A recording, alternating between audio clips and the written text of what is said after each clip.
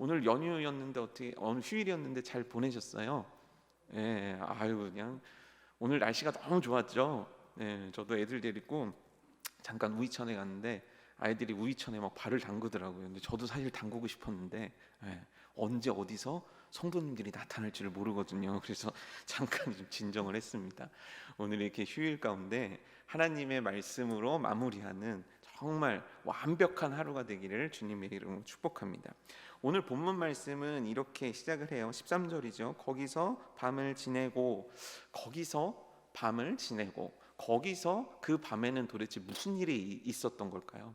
그 밤에 무슨 일이 일어났는지는 조금 이따 알아보기로 하고, 그 밤을 지내고 난 지금 아침이 되고 그 날이 되었을 때 야곱이 한 가지 일을 벌리기 시작합니다. 그 일이 뭔지 우리는 말씀을 통해서 읽었는데요.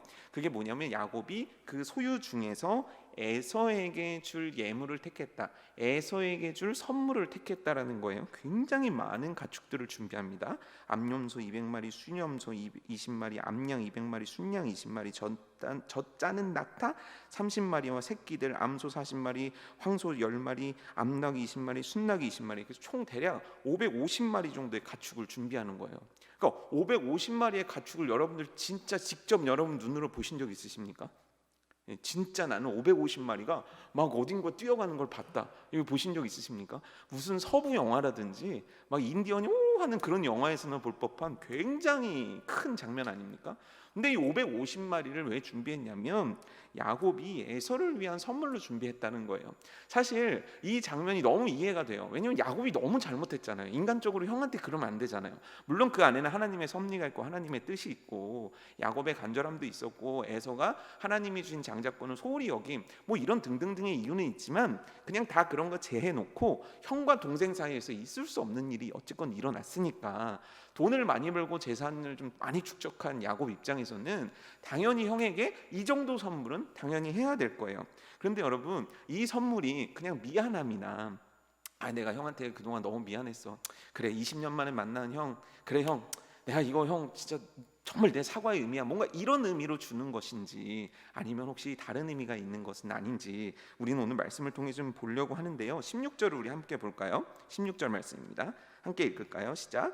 그것을 각대로 나누어 종들의 손에 맡기고 그의 종에게 이르되 나보다 앞서 건너가서 각대로 거리를 두게 하라 하고 이제 한 3대 정도로 이제 나눈 거예요. 그러면 잘 생각해 보세요. 이게 선물의 의미이고 형에 대한 순수한 미안함의 의미였다면 야곱은 뒤에 서는 게 맞을까요? 앞에 서는 게 맞을까요? 네, 앞에 서는 게 맞죠, 그렇죠? 근데 야곱은 어떻게 얘기하냐면 이거를 굳이 3대로 나눠 가지고 자기는 맨 뒤에 서고 나머지들은 종들에게 맡기고 가라고 한단 말이에요. 그래놓고서 하는 게 뭐냐면 이 종들을 훈련시키는 거예요. 뭐라고 훈련시키냐면 에서가 이렇게 얘기할 거야. 그럼 너네들은 이렇게 얘기해. 왜냐면 야곱은 에서에 대해서 사실 빠삭하거든요. 그 장면을 알 수 있는 게 팥죽 사건이거든요. 팥죽 때 이미 팥죽에 넘어올 거라는 거를 야곱은 너무 잘 알고 있는 거예요. 에서의 단순함, 에서의 어떤 그런 약간 무딘 그런 모습들이 야곱은 알고 있기 때문에 종들을 준비시키는 거죠. 이게 과연 선물이라면 굳이 그렇게 종들을 준비시켜야만 할까? 차라리 만약에 저라면 제가 야곱이라면 지금 이 상황에서 맨 앞에 서고 뭐 서프라이즈 선물이라도 좀 준비하고 뭔가 좀 형의 노를 좀 뭐 좀 삭히기 위해서 뭐 좀 종들한테 노래도 좀 준비시키고 뭐 이렇다면은 괜찮을 텐데 지금 종들을 앞서 세운 다음에 종들한테 명령을 내리는 거예요. 형이 이렇게 반응하면 너네들이 이렇게 얘기해. 이렇게 얘기하면 이렇게 얘기해. 왜죠? 형의 반응을 아는 야곱이 지금 형을 어떻게 하면 설득할 수 있는지, 형을 어떻게 하면 자신이 원하는 페이스대로 이끌 수 있는지를 그는 마지막까지 종들을 훈련시키면서 그 일들을 하고 있었던 거예요. 왜 이렇게 하는 걸까요? 왜 야곱은 때를 나누고 자기는 맨 뒤에 서고 종들을 그렇게 교육시키는 걸까요? 이 이유를 알려면 그 전날 밤 13절에 시작한 그 밤에 어떤 일이 일어났는지를 우리는 좀 봐야 됩니다. 그 밤에 들은 거예요. 그 전날에 들은 거예요. 뭘 들었냐면 에서가 400명의 군대를 데리고 오고 있다는 거예요. 근데 이 400명이라는 숫자는 굉장한 숫자예요. 왜냐하면 그 아브라함 있지 않습니까? 아브라함이 조카 롯을 구할 때 사용했던 병사 수가 318명이거든요. 그러니까 그거를 상회하는 400명이면 고대 전쟁에서 굉장히 큰 숫자였다는 거예요. 그러면 에서가 이 숫자를 데리고 오는 게 환영인파인가? 그게 아니라는 거예요. 왜냐하면 에서는 전투를 좋아하는 사람이에요. 그렇죠? 사냥을 좋아했고 이미 전쟁에는 굉장히 익숙한 사람이었기 때문에 지금 무장한 400명을 데리고 오고 있다라는 거예요. 그 데리고 오는 이유가 뭐겠습니까? 야곱을 환영하려는 이유는 아니죠. 환영한다면 칼을 차고 400명씩이 필요 없겠죠. 왜 칼을 차고 칼을 찬 군사 400명을 데리고 오겠습니까? 복수하고 싶은 거예요. 그 단적인 예를 우리가 알 수 있는 게 뭐냐면 엄마가 약속했거든요. 야곱한테. 야곱아, 떠나는 야곱에게 야곱아 너가 떠나. 근데 엄마가 에서를 좀 화를 삭힌 다음에 이 문제가 해결되면 엄마가 너를 다시 부를게. 근데 엄마가 불렀습니까? 안 불렀습니까? 야곱을? 안 불렀어요. 그 얘기는 뭐냐면 여전히 에서는 분노 가운데 있다는 거예요. 여전히 에서는 야곱에 대해서 정말 이를 바득바득 밟고 있다라는 거죠. 그래서 이 400명이라는 의미는 야곱을 죽이려고 오는 거예요. 그럼 야곱이 400명이 온대요. 그래 형이 혹시 나를 축하해 줄까? 나를 받아줄까? 이런 생각을 했을까요? 아니죠. 야곱도 형을 알잖아요. 그러니까 자기 인생에 큰 위협이 있구나. 내가 이렇게 가다가는 죽겠구나. 이 사실을 아는 거예요. 그리고 나서 에서는 이 이야기를 듣고 우리가 읽진 않았지만 32장 7절 8절에 보면은 전략을 짭니다. 그 작전이 뭐냐면 우리 함께 볼까요? 7절 볼까요? 야곱이 심히 두려웠고 답답하여 자기와 함께한 동행자와 양과 소와 낙타를 두 떼로 나누는 거예요. 그 다음 날 우리가 미리 본 그날 아침에는 세 떼로 나눴는데 그 전날은 두 떼로 나눈 거예요. 그 다음에 어떻게 하냐면 에서가 와서 한 떼를 치면 남은 한 떼는 피하리라. 이해가 되십니까? 두 떼를 딱 나눠놓고 에서의 400명이 왔을 때 한 떼를 딱 칠 거라는 거예요. 그럼 이 나머지 떼는 싹 도망가자, 이 작전을 세운 거예요. 뭡니까? 야곱은 지금 두려운 거죠. 그 마음의 표현이 어디 있냐면 7절에 야곱이 심히 두렵고 답답하여 라는 말로 표현된다는 거예요. 근데 요거를 다른 번역으로 보면 이렇게 나와요. 야곱이 몹시 두려워하고 번민했다. 그러니까 너무 두려워가지고 걱정 근심이 가득한 상태예요. 그래서 여기서 나와 보면은 이르되 8절 보면 이르되 에서가 와서 한 떼를 치면 남은 한 떼는 피하리라 하고 요 말을 다른 번역으로 보게 되면은 어떤 부분이 나오냐면 그렇다라고 한 떼는 만약에 죽더라도 한 떼는 도망가리라고 혼자 중얼거렸다라고 나오거든요. 예. 그러니까 지금 상황이 이해되십니까? 너무 두려운 거예요. 너무 걱정된 거예요. 이걸 어떻게 하지? 그래서 두 떼로 나눈 거예요. 그래놓고 남들이 들을까 봐 야곱 혼자 중얼중얼 거리는 거야. 이거 어떡하지? 한 떼는 가더라도 한 떼는 죽더라도 한 떼는 살겠지. 이게 만약에 공개적으로 얘들아 한 떼는 죽더라도 한 떼는 살리라 이렇게 얘기할 수는 없잖아요. 종들에게 너네 죽으라고 가라고 얘기할 수는 없으니까. 지금 상황이 이해되십니까? 그러니까 지금 야곱은 너무 두려운 거죠. 너무 번민하는 거예요. 걱정과 근심이 가득 쌓이고 있는 거예요. 이해되십니까? 지금 이런 야곱의 마음이 여러분들이 이해되십니까? 네. 아니 이해가 안 되십니까? 아니 앞에 400명이 나를 죽이러 온다는데 나는 400명을 감당할 수가 없는데 나는 1대1로 형을 이길 수가 없는데 내가 그걸 어떻게 상대하는 거예요? 그러니까 야곱은 쥐어짜는 거예요. 두 떼를 나눠서 한 떼는 죽더라도 한 떼는 살자. 나라도 좀 살자. 남은 재산이라도 좀 건지자. 이런 야곱의 두려움과 걱정과 이 야곱의 조치가 여러분 이해되지 않으십니까? 저는 너무 이해되더라고요. 누구라도 이렇게 했을 거예요. 그런데 너무 이해가 안 돼요. 이해가 너무 되는데 왜 갑자기 제가 이해가 안 된다고 했을까요? 그 이유는 뭐냐면요 32장 1절과 2절 말씀이 그 이유를 얘기해 줘요. 우리 함께 볼까요? 야곱이 길을 가는데 하나님의 사자들이 그를 만난지라 야곱이 그들을 볼 때 이르기를 이는 하나님의 군대라 하고 그 땅 이름을 마하나임이라 하였더라. 여러분 성경을 이제 여러분들은 많이 읽으시니까 아실 거예요. 하나님의 군대는 뭐예요? 많아요, 적어요? 많죠, 그렇죠? 그렇게 많은 천사를 본 사람이 성경에 몇 명이나 됩니까? 네. 어떤 한 일을 위해서 하나님의 군대가 몰려온 일이 얼마나 됩니까? 성경 속에서 손에 꼽지 않습니까? 근데 지금 하나님께서 야곱의 눈에 지금 보게 하시기를 하나님의 군대가 그와 함께 동행하는 것을 보여주셨다는 거예요. 이게 막 예를 들어서 10년 전 일이고 20년 전 일이면 몰라요. 이게 불과 얼마 되지 않은 일이에요.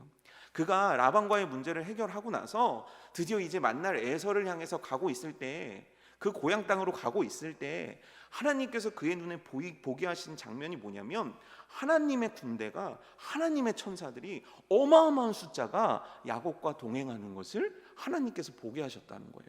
여러분, 그러면 이 체험을 한 사람이라면, 이와 같은 놀라운 영적인 체험을 한 사람이라면 지금 두려워하는 게 맞습니까? 틀립니까? 정확하게 한번 우리 다시 얘기해 볼까요? 이렇게 놀라운 영적인 체험을 하고 하나님의 군대를 보았다면 지금 야곱이 두려워하는 게 맞습니까? 틀립니까?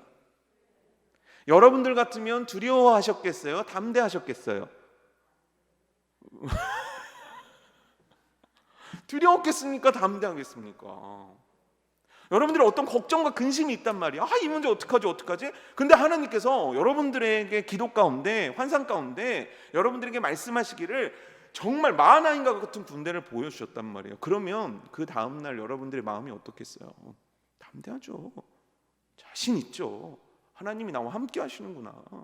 야, 천사 한 명만 봐도 이게 대단한 건데 군대가 나를 에워싸고 나를 보호하고 있구나. 이거 하나님이 나와 동행하고 계시구나. 하나님이 내 인생 가운데 역사하고 계시구나. 이게 얼마나 큰 담대함과 자신감을 가져옵니까? 근데요, 야곱이 이걸 잊어버린 거예요. 근데 여기서 잊었다고 했을 때 진짜 기억을 못했겠습니까? 이름까지 지었잖아요. 그 장면이 얼마나 대단했는지 이름까지 지었잖아요. 그리고 이름을 지었다는 건 기억하고 싶었다라는 거고 기억해야 한다는 것을 의미하는데, 그렇다면 이거를 야곱이 진짜 머릿속에서 까맣게 잊어버린 사건이었겠냐고요? 전혀 아니에요. 그럼 그가 잊어버린 건 뭡니까? 그가 지금 잊어버린 건 뭐예요? 그건 지금 뭘 놓치고 있는 겁니까? 여러분, 이 문제에 대해서 우리는 깊이 생각해 봐야 합니다. 그가 진짜 이 장면을 까먹은 게 아니에요. 그럼 뭐냐면 마하나임의 군대보다 400명이 더 현실에서 크게 보인 거예요. 이해가 되세요? 마하나임의 군대는 그냥 하나님의 군대라고밖에 표현할 수 없을 정도로 어마어마한 환상이고 어마어마한 역사였거든요. 근데 에서의 400명 앞에는요, 그게 잊혀진 바 됐다고요. 그 사건을 잊어버린 게 아니라 그 하나님의 동행과 그 하나님의 역사와 그 하나님의 은혜가 잊혀진 바 되었다는 거예요. 그런데 하나님이 얼마나 대단하시냐면, 하나님이 야곱을 얼마나 붙잡고 계시냐면, 하나님께서 이 야곱을 통해서 이루고자 하시는 그 베델의 언약을 얼마나 지키기 원하시냐면, 하나님이 야곱을 정말 이스라엘로 만들기 위해서 얼마나 집중하고 노력하고 계시냐면 12절 말씀을 보면은 나와 있어요. 이미 두려워요. 그래서 두 때를 나눴어요. 마하나임을 보여줬는데 두려워해요. 그래서 하나님께서 이번에는 직접 말씀하십니다. 12절 우리 함께 읽어볼까요? 시작.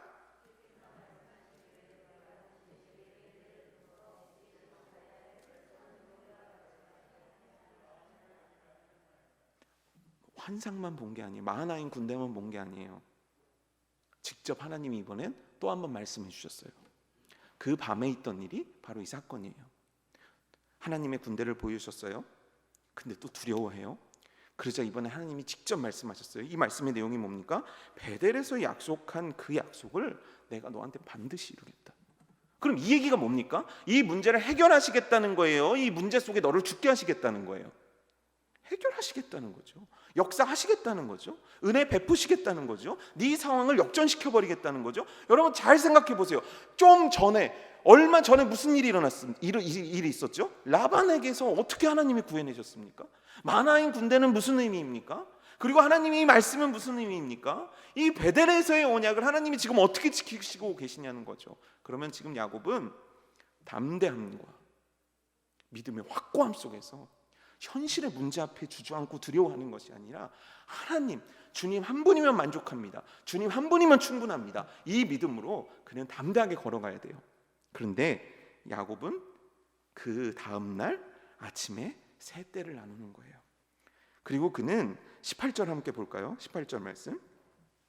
대답하기를 주의 종 야곱의 것이요 자기 주 에서로에게로 보내는 예물이오며 야곱도 우리 뒤에 있나이다 하라 하고, 그들 종들에게 심어준 얘기예요.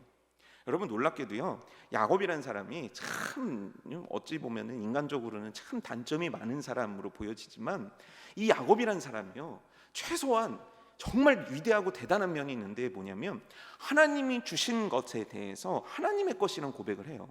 자기 자신의 정체성을 얘기할 때 하나님의 종이라는 표현을 써요. 자기 자신에게 주어진 물질을 얘기할 때 하나님이 주신 거라는 고백을 한단 말이에요. 그걸 제가 찾아서 읽어드릴게요. 33장 5절에도 이렇게 나와요. 에서가 눈을 들어 여인들과 자식들을 보고 묻되 너와 함께한 이들은 누구냐? 야곱이 이르되 하나님이 주의 종에게 은혜로 주신 자식들입니다. 이렇게 고백을 해요. 32장 10절에서도 마찬가지입니다. 나는 주께서 주의 종에게 베푸신 모든 은총과 모든 진실하심을 조금도 감당할 수 없사오나 내가 내 지팡이만 가지고 요단을 건넜더니 지금은 두 때나 이루겠나이다. 주께서 주의 종에게, 하나님을 하나님의 종이라고 자신을 얘기한단 말이에요. 31장 10절도 이렇게 얘기합니다. 하나님이 그대들의 아버지의 가축을 빼앗아 내게 주셨느니라. 뭡니까? 하나님이 나에게 주셨습니다. 그러니까 그는 이 축복이라는 것, 지금 누리고 있는 축복, 자신이라는 정체성, 이건 하나님으로부터 왔다라는 것을 분명히 여러 번 고백한단 말이에요. 그는 다른 건 모르겠는데, 다른 인간적인 연약함은 모르겠는데 최소한 그가 인생에서 확실하게 고백하는 게 뭐냐면 이 복을 하나님이 주셨고 나는 하나님의 종입니다. 이 정체성 하나만큼은 철저히 지켜냈던 사람이에요. 근데 지금 우리가 읽었던 말씀에서는 뭐라고 나옵니까? 주의 종 야곱의 것이요. 여기서 주는 누굽니까? 에서를 얘기하는 거예요. 내가 에서의 종입니다 라고 얘기하는 거예요. 물론 예의상 형이 너무 좀 형한테 미안하고 지금 두려운 상황이니까 예의상 종이라는 표현을 썼을 수도 있어요. 자기를 낮추는 겸허한 표현이라고 생각할 수도 있죠. 하지만 그게 아니에요. 그는 여기서 두려운 거예요. 두려워서 자기를 종으로 표현해요. 하나님의 종이라 표현하지 않아요. 에서의 종입니다라고 표현하는 거예요. 왜요? 두려우니까요. 누가요? 하나님이요? 에서가요? 하나님이요? 하나님이 무서운 거예요? 에서가 무서운 거예요? 에서가 무서운 거예요. 정확하게 얘기하면 에서의 힘, 에서의 군대 400명이 너무 무서운 거예요. 그래서 그는 이와 같이 얘기하는 거예요. 나는 에서의 종입니다. 하나님의 종이었던 자가, 언제나 하나님의 종임을 잊지 않았던 자가 나는 주의 종입니다. 에서의 종입니다라고 고백하는 거예요. 여러분, 지금 이 상황 속에서 이 야곱이 기대해야 될 대상은 누구죠? 야곱을 도와주실 분은 누구죠? 야곱에게 힘이 되어줄 유일한 분은 누구죠? 하나님이에요. 그렇죠? 우리는 그걸 너무 잘 알 수 있어요. 그런데 지금 야곱은 무엇을 기대하고 있는가? 결국 야곱이 지금 기대하는 것은 무엇인가? 최종적으로 자기 자신을 종이라고 얘기하면서 지금 이 세 대로 나누면서 그가 지금 그의 머릿속에 있는 방법은 무엇인가? 그가 지금 기대하는 것은 무엇인가? 그가 지금 의지하는 것은 무엇인가? 20절 말씀이 나와 있어요. 우리 함께 읽어볼까요? 시작.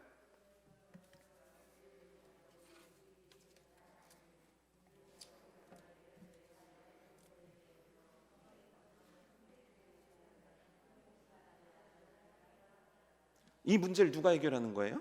예물이 해결한대요.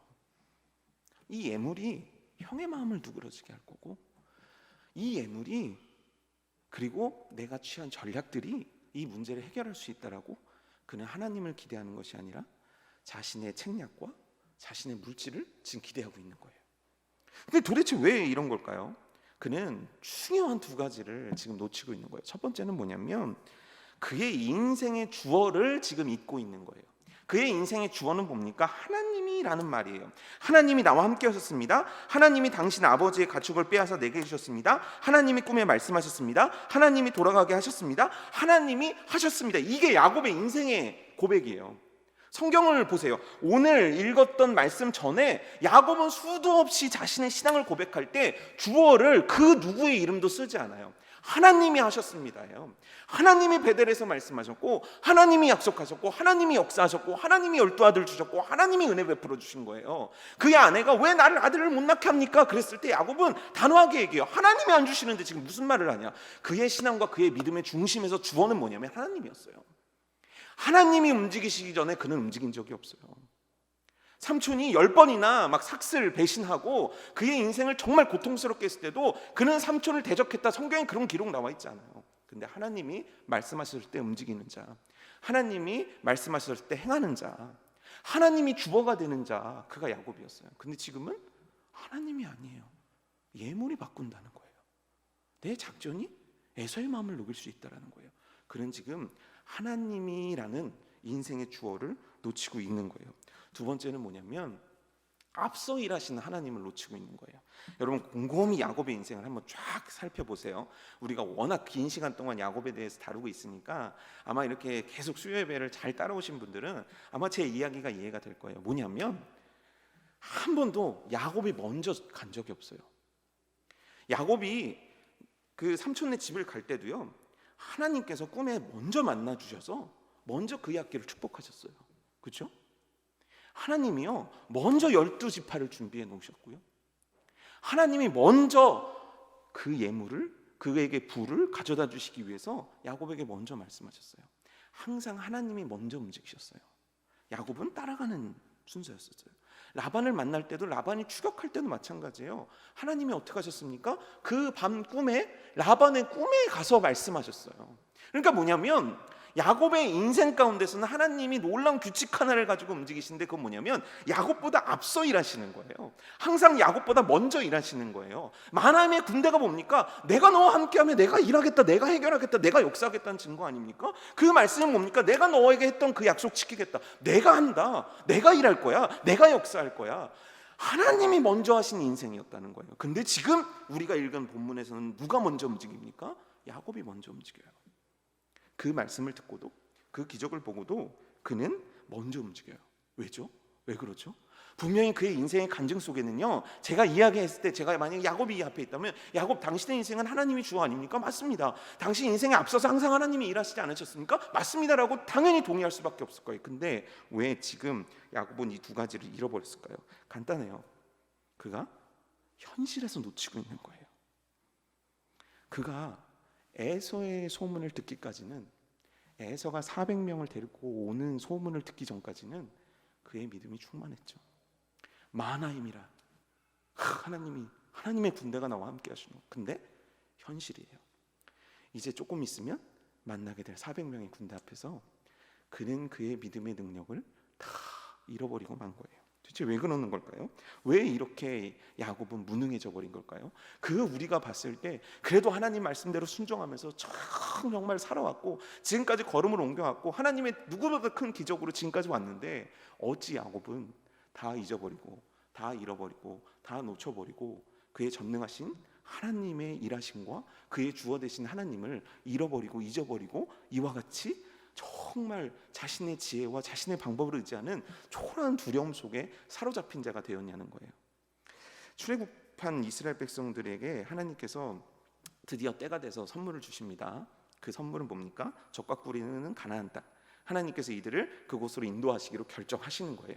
이스라엘 백성들이 잘해서가 아니에요. 여러분 출애굽기 보고 민수기서 보시면 아시겠지만, 이스라엘 백성들은 10가지 재앙서부터 잘한 게 아무것도 없어요. 그냥 하나님이 일방적으로 쏟아부으신 거예요. 그리고 드디어 하나님께서 가나안 땅에 가게 하시려고 정탐꾼을 보내게 하시는 거예요.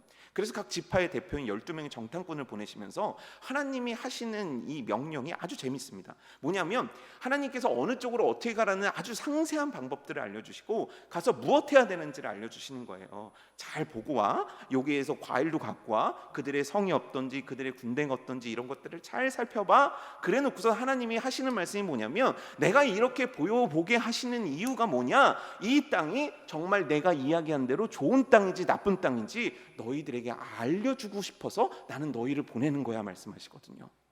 하나님이 그 땅의 정보가 필요하신 분이 아니에요.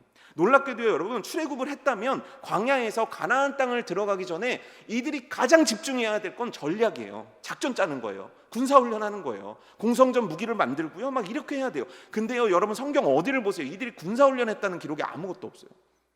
이들이 무기를 만들고요, 광야에서 막 진을 짜는 훈련을 하고요, 막 조직을 갖춰서 전투 훈련을 해야 돼요. 왜냐하면 전투해야 이기니까요. 근데 하나님은 이들에게 전투 훈련 시키지 않아요. 한마디로 하나님께서 광야, 여기가 이제 2년 정도 됐던 시절인데, 그 2년 동안 하나님이 하시는 건 간단해요. 내가 누구인지 아니? 내가 누군지 아니? 너네 내가 누군지 알아? 내가 하나님이야.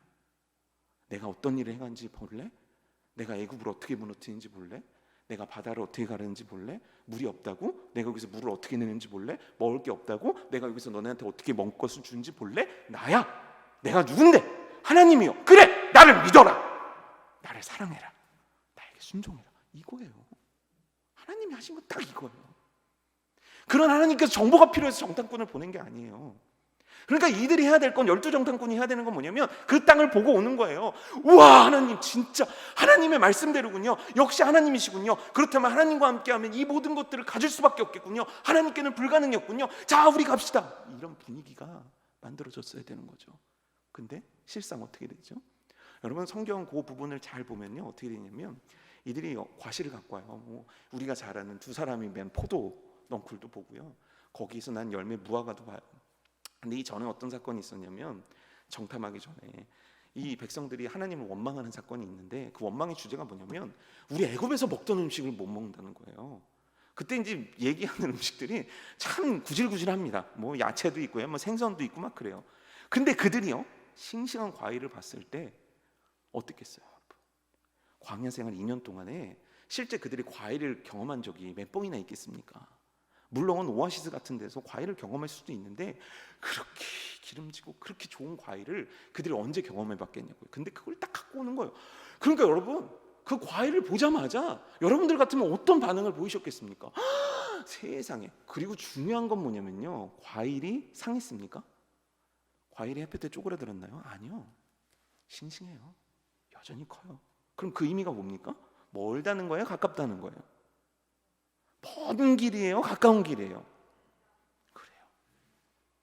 그럼 그 과일을 보고, 그 열매를 보고, 그들의 보고를 듣고 그들은 하나님을 생각하고 하나님이 우리와 함께 하심을 깨닫고 하나님이 우리들에게 역사하심을 알고 열광했어야 돼요. 근데 그들이 어떻게 합니까? 그 앞에 뭐라고 있냐면, 과일 소개를 쫙 한 다음에 그러나라고 시작해요. 10명의 정탐꾼이 얘기하는 거예요. 그러나서부터 얘기하는 거예요. 그들의 성벽은 대단하던데요. 그들의 무기는 대단하던데요. 아, 가나안 백성들 진짜 대단하던데요. 그리고 결정적으로 우리가 네피림을 봤어요. 근데 그 거인 앞에서 와, 우리 너무 초라하던데요. 그래서 이들의 결론이 뭐냐? 결론처럼 우리들에게 잘 알려진 말씀이 뭐냐? 그들이 보기에 우리는 메뚜기 같았을 것이라. 실제 가나안 백성들이 이스라엘 백성들에 대해서 메뚜기라고 지칭한 말씀 구절이 여러분 있다고 생각하십니까? 없어요. 여리고성도요, 수많은 가나안 왕들도요, 이스라엘이라는 자들이 나타났을 때 첫 번째 갖는 것은 뭐냐면 두려움이었어요. 하나님이 저들과 함께 하시는구나. 하나님이 홍해에서 역사하신 것을 우리가 알지, 우리가 들었지. 하나님께서 애굽을 어떻게 파멸시켰는지 우리가 들었지. 그 하나님의 군대가 오는구나. 그들은 실제 한 번도 이스라엘 백성들을 메뚜기라고 여긴 적이 없어요. 오히려 두려워했죠. 근데 지금 누가 누구에게 메뚜기라고 얘기하는 거예요? 기적을 경험하고 역사를 체험하고 이 땅 그 누구도 2년 사이에 이런 역사를 경험해 본 적이 없는 자들이 이렇게 얘기하는 거예요. 그들 앞에 우리는 메뚜기 같았을 것입니다. 그들은 우리를 메뚜기라고 생각할 겁니다. 그러니 우리는 안 됩니다라고 얘기하는 거예요. 왜 그러는 거죠? 왜 이렇게 얘기하는 거죠? 그들에게 경험이 부족한 겁니까? 그들에게 배움이 부족한 겁니까? 그들이 정말 전능하신 하나님을 체험하지 못했기 때문에, 올전에 앉지 못했기 때문에 그런 겁니까? 근데요, 놀랍게요, 전부가 그렇게 움직일 때 모세를 비롯해서 여호수아와 갈렙은 다른 얘기를 해요. 갈렙이 뭐라고 얘기하냐면, 갈렙이 모세 앞에서 백성을 조용하게 하는 거예요. 백성이 워낙 난리를 치니까 모세 앞에서 조용하십시오 조용시키는 거예요. 그리고 한 얘기가 뭐냐면, 우리가 곧 올라가서 그 땅을 취하자, 능히 이기리라. 전혀 다른 얘기를 하죠. 전혀 다른 얘기를 하는 거예요. 우리는 그들 앞에서 메뚜기 같을 것입니다라고 얘기한 그들 앞에서 갈렙이란 자는 뭐라고 얘기하냐면, 우리는 능히 이깁니다. 우린 충분히 이겨요. 여러분, 우리 이기고도 남아요. 걔네들 우리 밥이에요. 우리는 그거 차지하고도 남아요 라고 얘기하는 거예요. 왜죠? 이게 이해가 되십니까? 갈렙도요, 여호수아도 모세도 똑같이 출애굽을 경험한 자들이에요. 똑같이 홍해를 건넜고요, 똑같이 애굽의 장자들이 어떻게 죽어간지를 봤고요, 똑같이 광야에서 매일과 같이 하나님이 어떤 역사를 행하시는지 그들은 본 자들이에요. 누구는 더 보고 누구는 덜 보고, 누구는 더 경험하고 누구는 덜 경험한 게 아니에요. 똑같이 경험했어요. 놀랍게 경험했어요. 충분히 경험했어요. 그러면 이걸 가르는 이유는 뭐냐는 거죠. 이 가르는 이유는 뭐냐는 거죠. 예수님이 비유 말씀을 하나 하시는데, 믿음이 무엇이냐라고 얘기했을 때 믿음은 반석 위에 짓는 집이다라고 얘기하셨거든요. 그러면서 하신 얘기가, 막 홍수가 나고 바람이 불어도 모래 위에 지은 집은 무너지는데 반석 위에 세운 집은 무너진대요, 안 무너진대요? 지금 막 졸리셔서 무너지실 것 같습니까? 예. 반석 위에 세운 집은 무너집니까? 안 무너집니까? 그 중국 빌딩 보셨습니까? 참, 예. 댓글을 보니까 중국이 중국했다고 그러는데, 예. 반석 위에 세운 집은 그렇지 않다는 거예요. 그럼 반석 위에 세운 집은 뭡니까? 진짜 믿음이란 건 뭡니까? 주님의 말씀을 믿고 그 말씀대로 순종한 자, 그것이 반석 위에 있는 믿음이라는 거예요. 결국 뭐냐면 이들도 기적을 경험했고 이들도 기적을 경험했지만 현실에서 차이를 드러내는 거예요. 그냥 그들이 다 광야에 있을 때, 만나가 내릴 때, 막 반석에서 물이 솟구쳐 오를 때 그들에겐 다 하나님이었겠죠. 그들에겐 다 전능하신 하나님이었겠죠. 그걸 보고 기뻐하지 않을 자, 그걸 보고 환호하지 않을 자가 어디 있겠습니까? 하지만 결정적으로 그들은 현실의 문제 앞에서 그들의 믿음은 반석 위에 세운 집이 아닌 거예요. 모래 위에 세운 집과 같은 거예요. 여지없이 무너지는 거죠. 예수님의 제자들이 폭풍우 가운데 처하게 됩니다. 배에 예수님이 안 계세요. 막 노를 짓는데 앞으로 가질 않는 거예요. 근데 그때 예수님께서 바다 위로 걸어서 오십니다. 얼마나 놀랍습니까? 제자들이 놀랍니다. 그리고 나서 예수님께서 배 위에 오르셔서 하신 일이 뭐냐면 그 바다를, 그 뛰놀던 바람을 진정시키시는 거예요. 말씀으로. 그러자 이 제자들이 한 얘기예요. 마가복음 6장 51절인데요. 제자들이 마음에 심히 놀라니. 이 놀랐다는 게 예수님이 물 위에 걸어오셔서 놀란 게 아니에요. 그럼 왜 놀랐는가? 그들이 어떻게 예수님이 바다를 잠재울 수 있냐는 거죠. 아니, 우리가 봤던 예수님이 어떻게 바다를 말씀했더니 이게 잠재워지는, 말이 안 되는 일이라는 거예요. 그래서 그들이 놀랐다는 거예요. 근데 중요한 건 뭐냐면 마가복음 앞부분에 어떤 일이 있었냐면 예수님이 배 위에서 주무시고 계셨거든요. 그때도 폭풍우를 만났거든요. 그때 예수님께서 일어나셔서 그 바다를 잠재우신 기적을 경험했거든요. 이미 경험했던 일이거든요. 근데 이번에도 똑같이 예수님이 바다를 잠재웠거든요. 그들이 심히 놀랐다는 거예요. 근데 이번 놀라기 전에 어떤 일이 일어났는가? 오병이의 기적이 일어났다고요. 여러분 생각을 해보세요. 아니, 어떻게 5병, 2어, 5개 떡 조각이 가고 2마리 물고기 5,000명을 넘게 먹이는 일이 어떻게 일어납니까? 근데요, 다른 기적들은 제자들이 이렇게 보고 있었단 말이에요. 예수님이 병자를 고칠 때 그들은 보고 있었단 말이에요. 근데 오병이어가 특별한 건 뭐냐면 예수님이 그들 손에 그 빵을 줬다고요. 이해되십니까? 제자들을 통해서 5,000명에게 전달을 시켰다고요. 그러니까 그들은 본 거예요. 그들은 경험한 거예요. 그들의 오감이 전능하신 하나님의 능력을 체험한 거예요. 근데 그들이 바다를 잠재우신 예수님 앞에 두려워한다는 거예요. 그 사건을 보면서 심히 놀라고 두려워한다는 거예요. 근데 그것에 대해서 예수님이 뭐라고 설명하시냐면 52절 말씀에 이는 그들이 그 떡 떼시던 일을 깨닫지 못하고 도리어 그 마음에 둔하여졌습니다. 마음이 둔해졌다는 거예요. 그걸 잊어버린 게 아니에요. 어떻게 잊어버려요? 어떻게 잊어버립니까? 근데 그들이 까먹은 게 아니에요. 마음이 둔해져 버렸대요. 왜 둔해졌을까요? 어떻게 둔해질 수 있을까요? 그들 앞에 폭풍과 무섭거든요. 야곱도 마찬가지예요. 그들이 어떻게 야곱이 마나임을 잊어버릴 수 있죠? 어떻게 야곱이 그 전날 하나님의 말씀을 듣고도 어떻게 이럴 수 있죠? 400명이 너무 두려운 거예요. 어떻게 출애굽을 경험한 그 수많은 백성들이 어떻게 하나님을 믿지 않을 수 있죠? 안악자손이 너무 무서운 거예요. 결국 그들의 문제는 뭐였냐면 하나님이 계시지 않은 것도 아니고 하나님이 역사하시지 않는 것도 아니에요.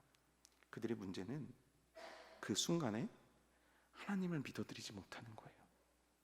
그 문제 속에 계시고 그 문제 속에서 역사하시고 그 문제 속에서 역전을 만들어 가시고 그 문제를 통해서 일하시고 그 문제점을 아무것도 아닌 일로 만들어 주실 수 있는 전능하신 하나님에 대한 믿음이 현실에서 발휘되지 못하는 거예요.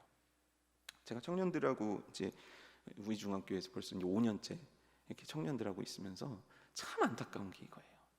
사실 저는 청년 시절이라면은 꼭 해야 되는 일이 하나 있는데 그건 뭐냐?